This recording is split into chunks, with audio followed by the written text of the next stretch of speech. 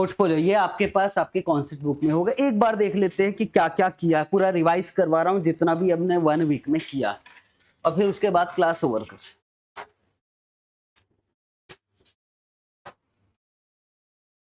Sir online वालों को board दिख नहीं रहा, कोई बात नहीं, आप अपनी बुक में देखिए। पोर्टफोलियो मैनेजमेंट, जल्दी से रिवाइज कर लेते हैं। टारगेट क्या था यार, मार्कोविट्ज फर्स्ट, तो मॉडर्न पोर्टफोलियो थियरी टारगेट क्या था मार्कोविट्ज का, कोरिलेशन, और कोरिलेशन क्या होना चाहिए, कम या नेगेटिव, और नेगेटिव हो तो परफेक्ट नेगेटिव होगा तो काम चलेगा। तो पूरा की पूरा टारगेट है कि भाई डाइवर्सिफिकेशन होना चाहिए, और डाइवर्सिफिकेशन में टोटल क्या ढूंढना है हमको, कोरिलेशन। पर इससे पहले, सब कुछ करने से पहले आपको जो बात करनी पड़ेगी वो किसकी करनी पड़ेगी, सिंगल स्टॉक। तो सिंगल स्टॉक का हमको एक्सपेक्ट रिटर्न और स्टैंडर्ड डेविएशन दोनों निकालना है। अब जो भी निकालो, आपको 2 टाइप का डेटा दिया रहेगा, या तो क्या दिया रहेगा, पास्ट का डेटा, या तो क्या है, प्रोबेबिलिटी। अगर पास्ट का डेटा दिया है तो कभी कभी ना वो रुपीज में दिया रहता है, तो रुपीज में दिया रहता तो हमको एनुअल रिटर्न निकालना पड़ेगा, किस में निकालना पड़ेगा, परसेंटेज में। ये फॉर्मूला पता है आपको, मैं बहुत ज्यादा डिस्कस।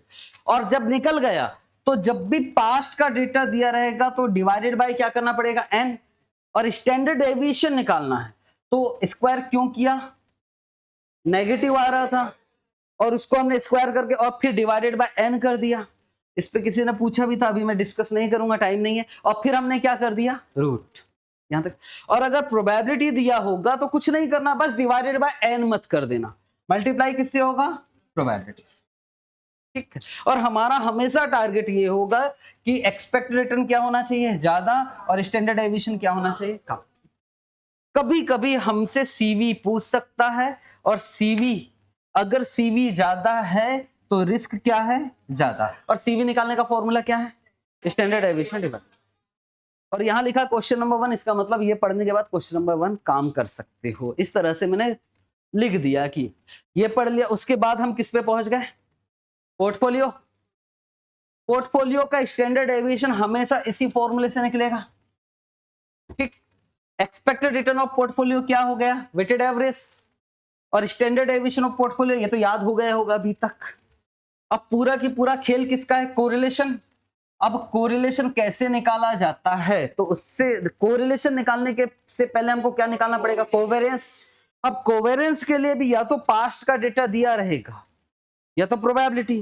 कोवेरियंस कैसे निकाला जाता है, एक्स का अपने मीन के साथ और वाई का अपने मीन के साथ कितना डेविएशन हो रहा है, और डिवाइडेड बाय क्या करना, या तो एन होगा या तो क्या होगा, प्रोबेबिलिटी। पर कोवेरियंस में प्रॉब्लम क्या थी, सिर्फ नेचर पता लगता था, एक रेंज नहीं पता लगता था। और रेंज पता लगाने के लिए हमें कोरिलेशन, और कोरिलेशन में हम क्या करते थे, कोवेरियंस को डिवाइड कर देते थे स्टैंडर्ड डेविएशन ऑफ एक्स और स्टैंडर्ड डेविएशन ऑफ वाई, ठीक। अब कोरिलेशन निकल गया।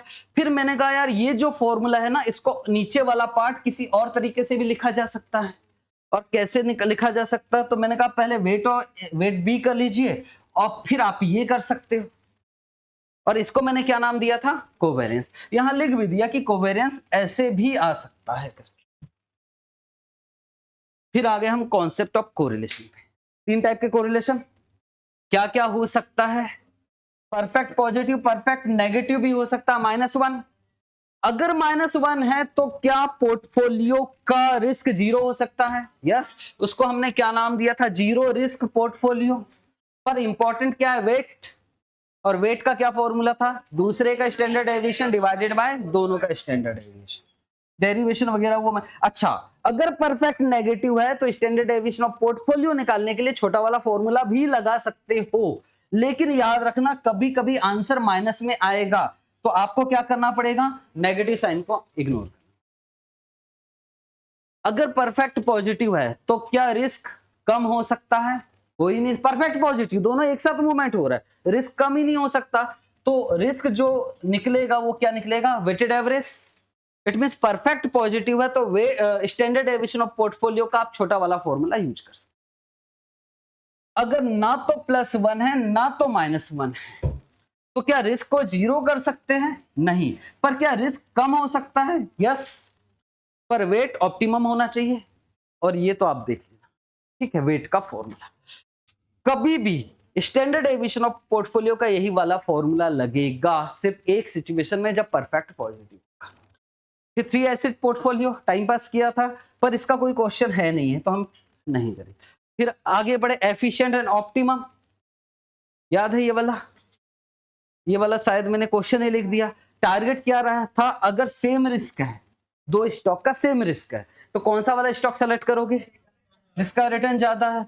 अगर सेम रिटर्न है तो जिसका रिस्क कम है। और एक बार एफिशिएंट निकाल लिया तो उसके बाद क्या निकालोगे, ऑप्टिमम। और ऑप्टिमम के लिए या तो सीवी कम होना चाहिए, या तो शार्प रेशो ज्यादा होना चाहिए, और शार्प रेशो का फॉर्मूला आपको पता है, ठीक है। फिर आगे चले हम लोग, फिर पढ़े कैपिटल मार्केट लाइन या कैपिटल। वो क्या बोलता है कि कितनी जगह पैसा लगाना है, एक तो मार्केट में और एक तो रिस्क फ्री में। सबसे इंपॉर्टेंट इक्वेशन ये expected return of portfolio, R F plus R M minus R F, standard deviation of market, और यहाँ इंटू हो जाएगा स्टैंडर्ड एविएशन ऑफ पोर्टफोलियो। पर इससे हमको 2-3 चीजें सीखने को मिली। वेट कैसे निकाला जाता है, जितना आप इन्वेस्टमेंट कर रहे हो, और हमेशा नीचे क्या रहेगा, ऑन फंड। क्या इंडिविजुअल स्टॉक का वेट एक से ज्यादा हो सकता है, हाँ। अगर एक से ज्यादा वेट है तो दूसरे स्टॉक का वेट क्या होगा, नेगेटिव। और वेट नेगेटिव का मतलब या तो बोरो किए हैं, और शॉर्ट सेल अभी मैंने समझाया नहीं है, वो अभी समझाऊंगा भी नहीं, वो आगे डिस्कस करेंगे। आपके जो टेस्ट है वो यहां तक आने वाला है बस, ठीक है। ओके, तो अब छुट्टियां है, मंडे ट्यूसडे ऑफ है, ट्यूसडे को टेस्ट है, वेंसडे को क्लास होगी और हम कॉर्नर थ्योरम पढ़ेंगे। टेस्ट का टाइमिंग कब आ सकते हो आप, 8 बजे, या फिर 8:30 बजे आ जाओ, 10 बजे फ्री हो जाओ, 1.5 घंटे से ज्यादा का टेस्ट नहीं होगा। 8 बजे तो टेस्ट का टाइमिंग है 8 से 9:30। ऑनलाइन बच्चों का भी यही टाइम रहेगा।